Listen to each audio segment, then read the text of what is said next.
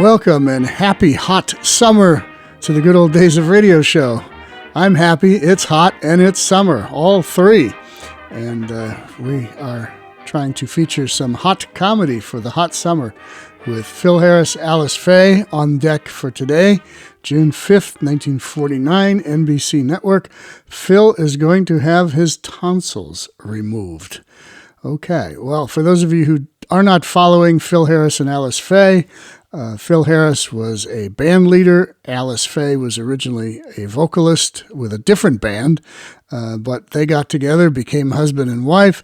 Phil Harris appeared on the Jack Benny Show for years and then was given his own show with Alice. And in kind of a different twist, most shows that are spin-offs of other shows are not particularly good. They're usually not that great. In this case, to me, the Phil Harris Alice Faye show can be just as good, if not better, than the Jack Benny Show.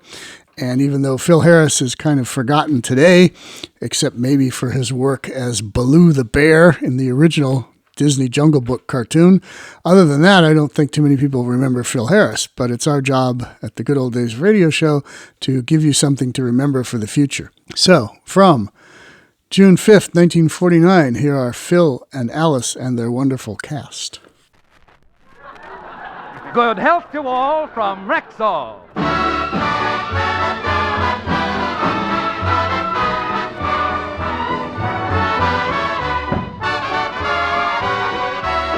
Yes, it's Sunday, time for the Phil Harris Alice Faye Show, presented by the makers of Rexall Drug Products and 10,000 independent Rexall family druggists. Good evening. This is your Rexall family druggist, taking a little time from behind the prescription counter this Sunday evening to speak for all 10,000 of us. The 10,000 independent druggists who have added the word Rexall to our own store names. You can always tell us by the orange and blue Rexall sign on our windows. The sign means that we carry the 2,000 or more drug products made by the Rexall Drug Company. They range all the way from aspirin to penicillin, and they're as fine and pure and dependable as science can make them. We independent druggists recommend them to our customers because we know you can depend on any drug product that bears the name Rexall. Good health to all from Rexall.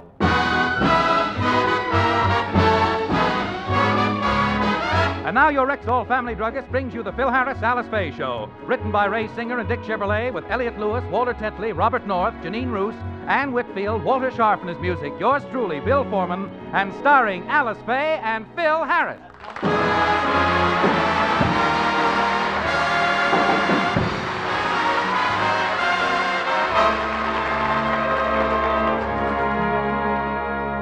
Most of you must remember that first ordeal of your childhood, having your tonsils removed. This minor crisis has struck the Harris family, and as we look in, Alice is trying to comfort her frightened patient. Now, look, honey, you mustn't cry. Having your tonsils removed doesn't hurt a bit. You get to stay overnight at the hospital, and in the morning they give you a big heaping plate of ice cream. I don't care. I don't want my tonsils out. I don't want them out. Do you hear me? Why not? Well, because I've become attached to them. They're part of me, and I've learned to love them. Daddy, there's nothing to it. When the doctor removed my tonsils, I didn't mind it. Didn't it hurt? Nah. I didn't mind when he took mine out either. You'll be at the same hospital we were. Oh, it's a lot of fun. They put you to sleep, and when you wake up, a beautiful nurse comes in with a plate of ice cream. When I'm suffering, I don't want any... Blonde or brunette? Tutti frutti.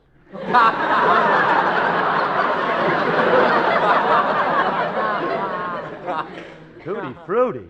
What kind of color hair is that? Look, Alice, do I have to have my tonsils taken out today? Can't I put it off for a while? After all, I'm too young for this type of operation. Too young, he says. What do you want to do, wait until you're 60?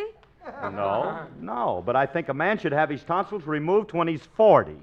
Well, why didn't you?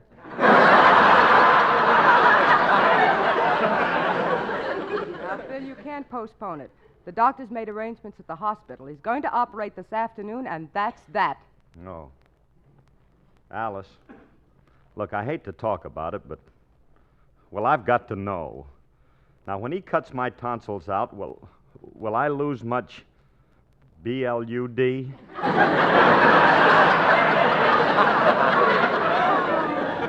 Oh, not more than 2 KWARTZ. What do you think they're talking about, Phyllis? I don't know. They must have a language all their own. Now, girls, run along outside and play, huh? Oh, Alice, I'm scared. Now, Phil, the doctor said it's a very simple operation. It's ridiculous to fret about it. Ridiculous to fret, she says. What am I supposed to do before I go on my operation? Increase your life insurance, Philip. One of these days, I'm going to dull his pinking shears. I'll go further than that. I'll tear up every one of his butterick patterns. Philip, you're a fortunate man. It's a wonderful day for a tonsillectomy. Oh, the day's got to be nice yet. Where do you think I'm having this done? At the Hollywood Bowl? No, but a nice day makes one feel more cheerful. By the way, who's performing the operation, Philip? Dr. Stanley Immerman. Oh. Well, we all have to go sometime. Personally, I prefer Dr. Arthur J. Rando.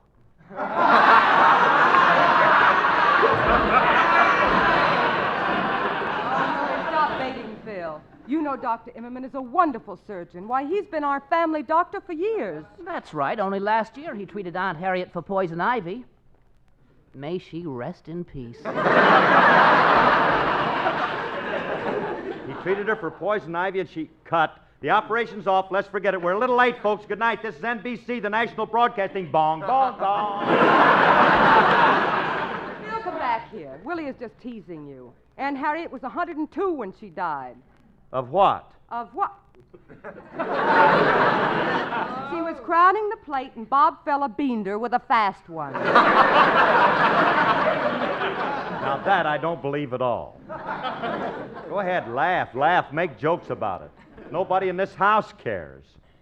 The only one who realizes the seriousness of this thing is Frankie. When I told him... Hi, Alice. I brought the beer over for Curly's wake. Too bad. Frankie! Oh, are you still alive? I thought you were having your tonsils taken out today. Not until this afternoon. Gee whiz, Frankie, don't you feel sorry for me? Why should I? It's a simple operation. I had mine taken out last year. How was it? Horrible. Why, do you know that after the operation I couldn't eat any solid food? I was on a liquid diet.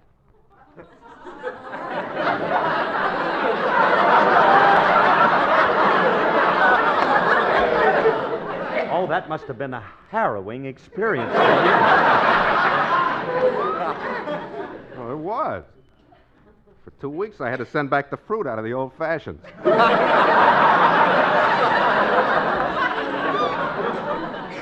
But you have nothing to worry about if you have a good doctor with a steady hand. Who is cutting your tonsils out? Dr. Immerman. Immerman? Oh, you mean old Butterfingers.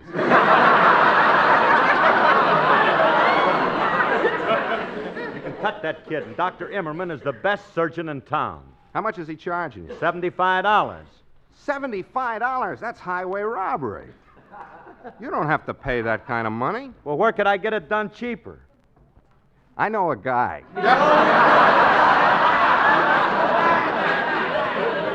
Look, Remley, you can forget about a guy. No, he'll clip him out quick. He used to do all the clipping in the Army. What was he? What was he, a barber? Of course not. He's the guy who used to go up ahead and snip the barbed wire.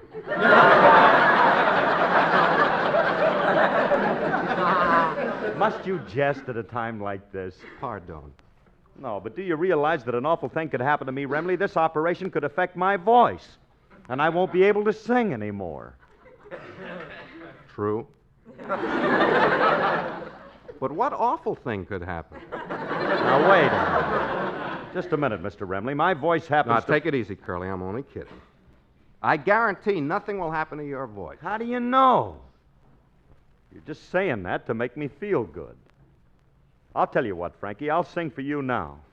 And listen closely, Frankie. Remember, this may be the last time you'll ever hear me sing. Well, you're just saying that to make me feel good.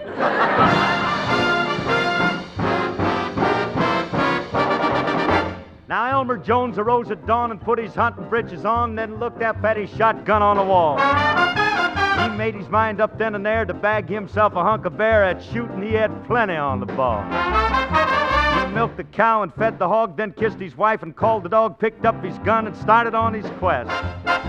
He crossed the creek and hit the trees, threw back his head and sniffed the breeze, let out a yell and pounded on his chest. Here comes Elmer, Elmer's got his gun. Here comes Elmer, run, bear, run.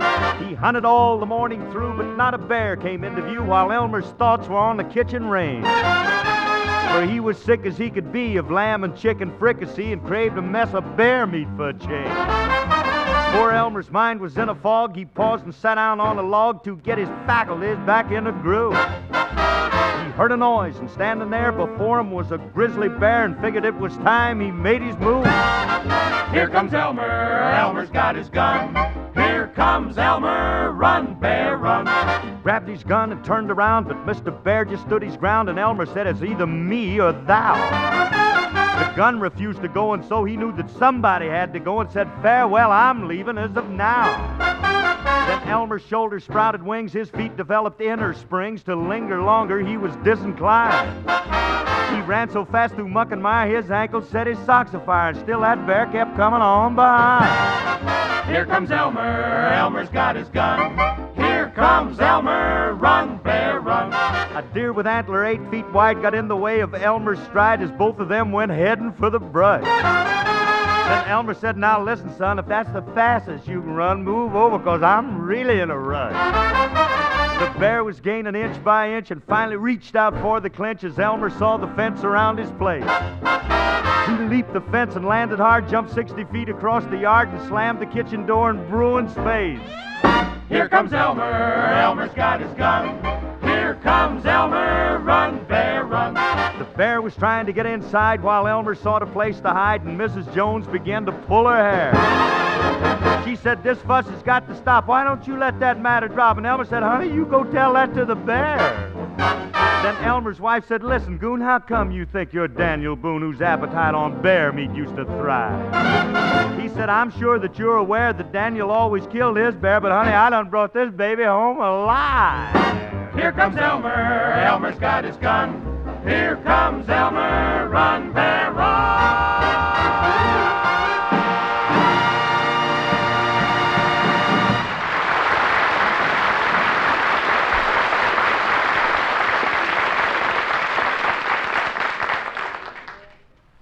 Better get ready. We'll have to leave for the hospital in a few minutes. No, honey, no, I don't. Oh, Frankie, I'm afraid to go to the hospital. Oh, for heaven's sake. Oh, Frankie, I don't want to go. Bring the groceries in. I never wanted What's to. wrong with Stella Dallas?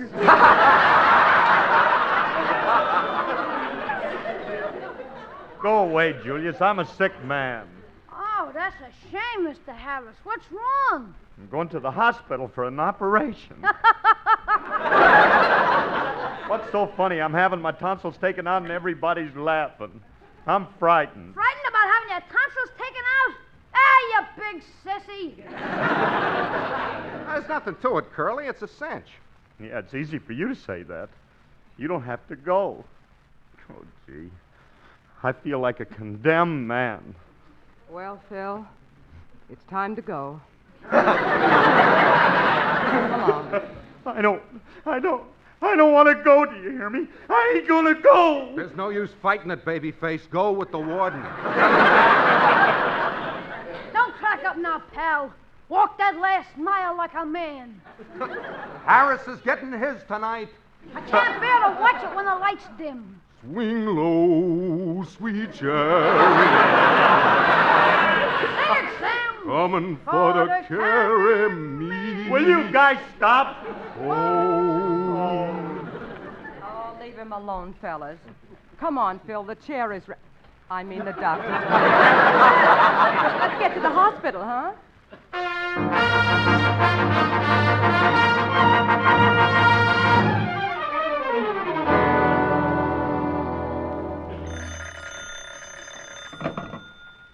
Hollywood Memorial Hospital. Oh, Mrs. Daniels is resting very comfortably. You're welcome. Nurse, hasn't my wife had her baby yet? No, not yet. Oh, how can she be so inconsiderate? How can she torture me like this? Now, Mr. Phillips, just go back to the father's waiting room and relax. I'll call you. Okay, thanks. This is the third time, and she always keeps me waiting. I'll never learn.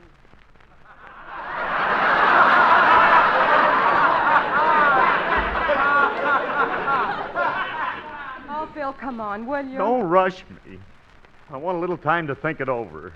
Stop making me drag you. You haven't acted this way since the day I led you to the altar. Oh, hello. Is there anything I can do for you folks? No, thanks. We're just browsing. Oh, nurse, I'm Mrs. Harris. Mr. Harris has a reservation for a tonsillectomy. Oh, yes, we've been expecting you. You'll have to wait a few minutes, Mr. Harris. The doctor isn't quite ready for you yet. Oh, thank goodness. Oh, Alice, I feel a little weak. I'm going to sit down. You go ahead, Phil. Never felt so shaky in my life. Oh, here's a waiting room. I'll just go in and sit down and... Oh, hello, mister. Hello. You waiting, too?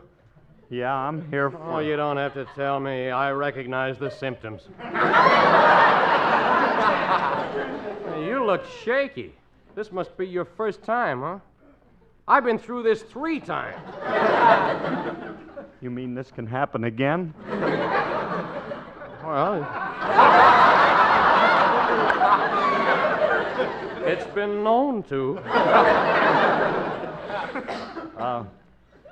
How big are they as a rule?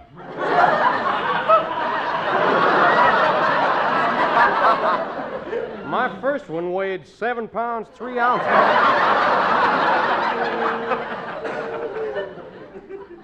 Didn't you have trouble finding collars to fit you?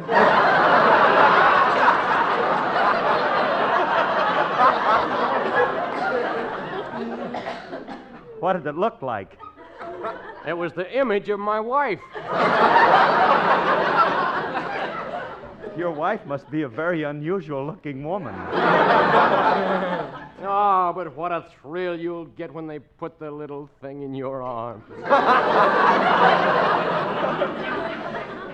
They give it to you? What are you supposed to do with it? Wrap it in a blanket and take it home. What do you expect to do with yours? Well, I hadn't made any plans for it. Well, I guess there's time for that. What are you hoping for, a boy or a girl? Do they come in sexes? Do they come in... Oh, mister, I'd better have a little talk with you. How soon do you expect this event to take place? In about 15 minutes. See, my wife said she'd come in and let me know when the doctor's ready. She's coming in and let you... The doctor's almost ready. Oh, okay, honey. Oh, by the way, mister, this is my wife. This is your wife? And in 15 minutes? Oh, excuse me, I gotta get some air.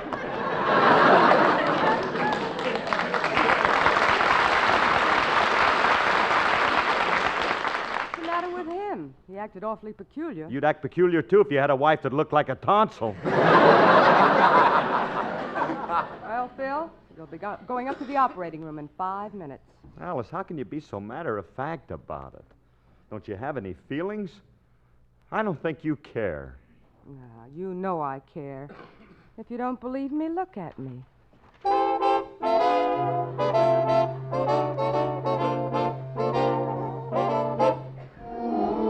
Once I cared for no one. I didn't care if the moon fell apart. I went around with a chip on my heart. Now look at me, take a look at me. A miracle has happened. Each little dream seems to fit into place. smile on my face. Just look at me and see. I like this brand new feeling of dancing on the ceiling. It only goes to show you how nice it is to know you. I'm on my way to heaven. I know I won't have to go very far, long as we stay just the way that we are. Just look at me, take a look at me. You'll see a gal in love. Love me forever and tell me you'll never stop looking forever one moment. I like your charming chatter, especially when you flatter. It only goes to show you how nice it is to know you. I'm on my way to heaven. I know I won't have to go very far, long as we stay just the way that we are. Just look at me, take a look at me. You'll see a gal in love.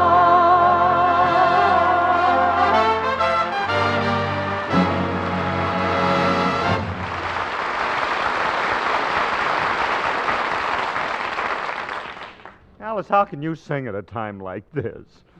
Gee whiz, how can you be so heartless? Now, Phil, please believe me. I'm not being hard. Mr. Harris, we're ready for you in the operating room. The operating room? Oh, no. No, I'm not going. Oh, I can't go. I could just see them all standing around the table, and the doctor and the nurse and the anesthetist.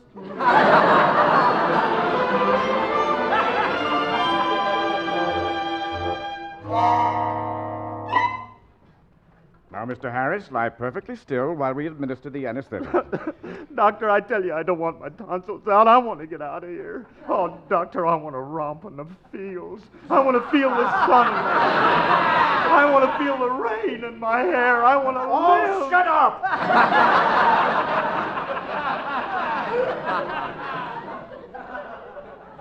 Doctor, that's no way to talk to an invalid. Now, Mr. Harris, I'm putting this ether cone over your face, and I want you to count slowly. By the time you reach 15, you'll be asleep. Now, count. 5, 10, 15. I'm not asleep yet. It didn't work. Operation called off on account of bad ether. See you around, Doc. You're looking good. Harris! Get back there. Now, count to 15. Or can't you count that high? Don't be a wise doctor. I can do it. 1, 2, 3, 4, 5, 6, 7, 8, 9, 10. Jack, Queen, King,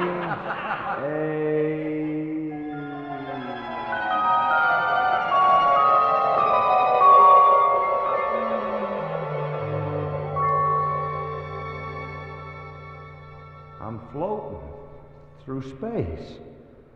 Where are they taking me? Oh, today's the day I'm going to be operated on.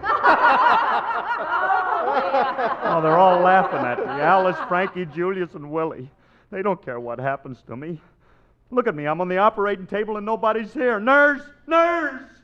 What's on your mind, kiddo? Alice, what are you doing in a nurse's uniform, and why are you talking like you used to before you got into pictures?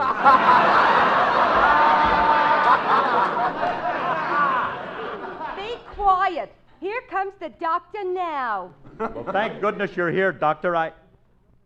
You're the doctor? You shut up, Mac. I'm Dr. Barrett. Julius. No, Paul. Paul Bearer? And I'm his assistant, Dr. Seidel. Frankie. No, Homer. Homer Seidel, Paul Bearer. Oh, no, let me out of here. Lie down. I'm ready to operate. Nice, my gloves. Which one do you want, the first baseman's or the catcher's mitt? Never mind. We'll do it without gloves. Now, Mr. Harris, what do you want us to take out? We're having a special today. Adenoids, $25. Appendix, $35. Liver, $45. With onions, 15 cents extra. Look, fellas, all I want is my tonsils out. Oh, of course. Nice, take his shoes off. My shoes? My tonsils are in my throat. We're doing it the hard way.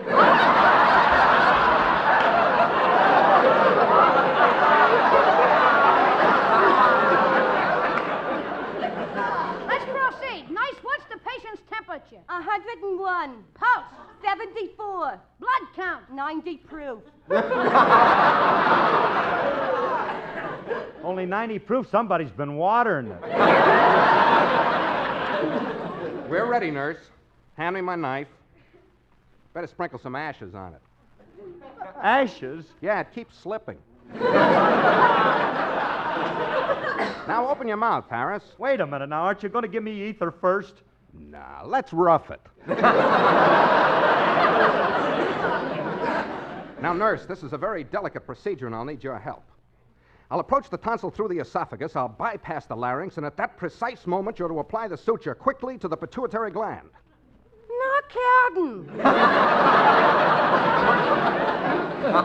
I disagree with your prognosis, Doctor. There's a more professional way to remove this man's tonsils. How? You tie a string around him and I'll open the door fast. Never mind. Now do it the right way. All right, open your mouth. Doctor, my forceps. Forceps. Knife. Knife. Scalp him. Hug. That's scalpel. Tommy Hawk. Oh, he big joke, Tommy. Oh, big joke. Shall we go around once more? Let's do. All right, nice, you can help now. Get the suture in. Suture in. Suture in. Clamps down. Clamps down. Fire torpedo tube number 1. Jawohl, Oberleutnant. Achtung! Deutschland über alles! Ist das nicht ein lousy tonsil? Ja, das ist ein lousy tonsil. Lousy tonsil? Lousy tonsil. Cut that out, will you? Stop that!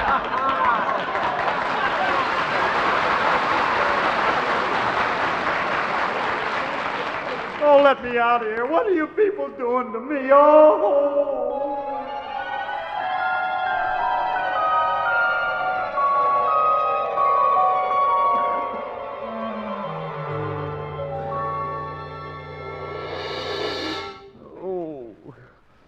Where am I? What happened? Oh, they operated on you last night, Bill, and you're doing fine. They took out my tonsil. Tell me, Alice, who does it look like? Oh. Well, he's still a little delirious, I see. But if you want to see your tonsil, Mr. Harris, I have it right here. May I hold it? Gee, it's cute. So you're my little tonsil. Good morning, Philip. Oh, no, I got a tonsil that talks like Willie.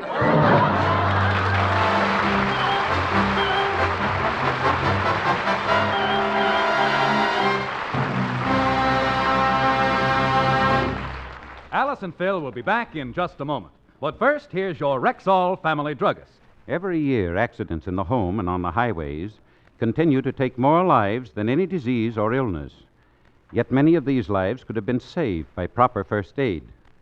That's why the National Association of Retail Druggists has proclaimed next week National First Aid Week. And during this week, the 10,000 Independent Rexall Druggists of America invite you to do two things. First, do everything you can to prevent accidents, but when they happen, be prepared. First, by knowing what to do, and second, by making sure your medicine chest contains all the things you need to do it. Now, your own Rexall family druggist will be glad to tell you the essential first aid items you should always have on hand. What's more, he carries Rexall's complete first aid line. Everything from sterile cotton and handy gauze pads to the proper antiseptics, surgical powder, burn remedies, plus certain Rexall exclusives, like Rexall's new Pro-Cap adhesive tape and Rexall Quick Bands. He'll also be glad to show you the specially designed first aid kits, priced at 98 cents to $2.10. These always ready, room-saving Rexall kits contain all the necessaries for simple first aid, including a manual of first aid instructions. Look for these products wherever you see the orange and blue Rexall sign on the window. And remember, when accidents do happen, it's good to know you can depend on any drug product that bears the name Rexall. Good health to all from Rexall.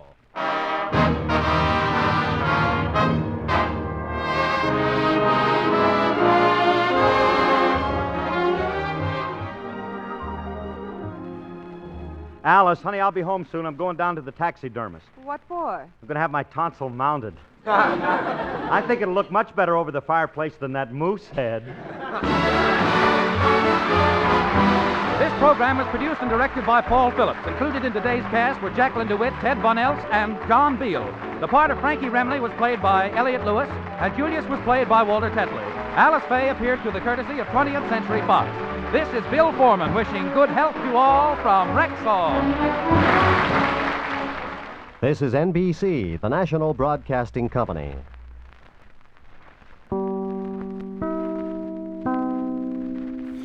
I think anyone could make a case that that type of comedy is as timeless now as it was in 1949. Some radio programs appear dated when you listen to them now, some 60, 70, 80 years later. Phil Harris, Alice Faye, at least all the ones I've heard, do not appear dated. Yeah, there's a couple dated jokes in there, but that's okay.